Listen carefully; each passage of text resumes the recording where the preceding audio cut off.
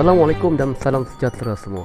Berjumpa sekali lagi bersama saya, Cikgu Faizal Zulkifli dalam kelas Reka Bentuk Teknologi tahun 5. Hari ini kita akan membincangkan Unit 2, Aplikasi Reka Bentuk Teknologi Kejuruteraan.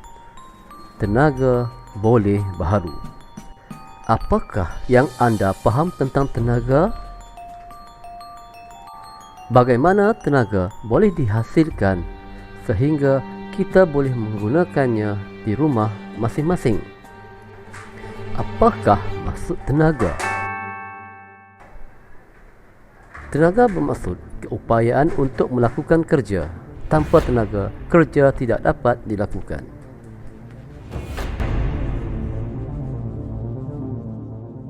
Mari kita lihat jenis-jenis tenaga.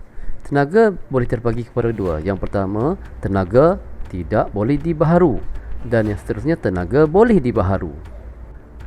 Adakah anda tahu sumber-sumber tenaga?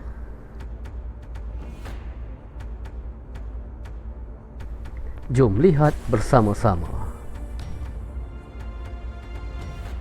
Tenaga tidak boleh baharu. Petroleum, gas asli,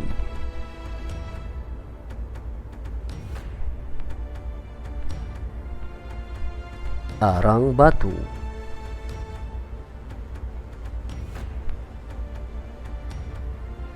nuklear.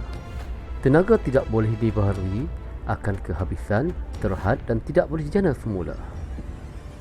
Kita perlu mencari dan menggunakan tenaga yang baharu, ataupun lebih dikenali sebagai tenaga boleh baharu demi generasi masa hadapan. Kerana tenaga tidak boleh diperbaharui, itu akan kehabisan jika digunakan secara berterusan. Tenaga boleh baharu boleh digunakan secara berterusan.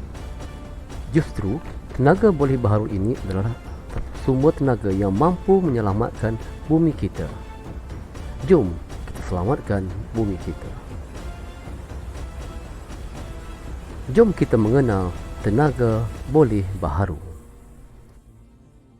Sumber tenaga baharu yang mula-mula adalah matahari. Ia adalah sumber tenaga yang paling utama, disebabkan kita menerima malam dan siang setiap hari. Kebanyakan seluruh bumi ini menerima cahaya matahari. Tenaga matahari dapat menjana elektrik melalui panel suria. Tenaga boleh baharu yang seterusnya adalah sumber tenaga daripada air.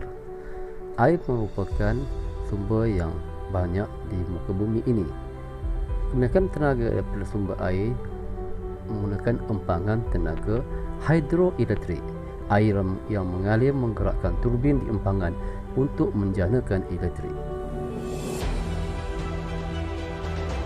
Sumber tenaga yang berikutnya ialah tenaga daripada biogesim.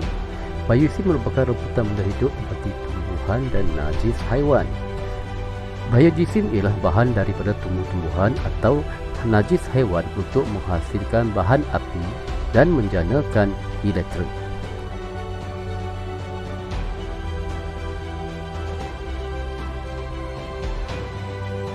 Sumber tenaga yang berikutnya adalah tenaga daripada angin. Angin merupakan sumber alam yang tidak terhad dan banyak. Tiupan angin yang kuat membolehkan kincir angin berputar dan menjanakan tenaga elektrik. Kebanyakan kawasan lapang dan tinggi mempunyai kadar tiupan angin yang kuat dan sesuai digunakan menggunakan tenaga daripada angin. Sumber tenaga yang berikutnya adalah tenaga daripada ombak. Ombak laut yang kuat mampu menjanakan kuasa elektrik. Ombak menggerakkan turbin di dalam laut serta menjanakan elektrik dengan cara menggerakkan turbin pada sistem jana kuasa.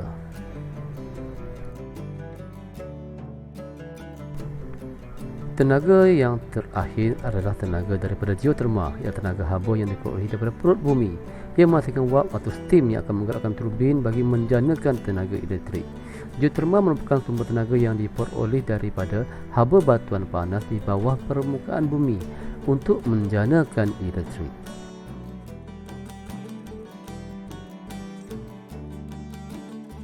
Sekarang kita telah mengetahui kesemua jenis tenaga boleh baharu dan kepentingannya kepada bumi kita.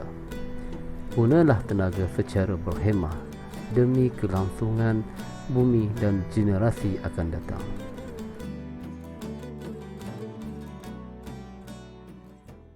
Baiklah, jumpa lagi. Sekian. Assalamualaikum warahmatullahi taala wabarakatuh dan salam sejahtera.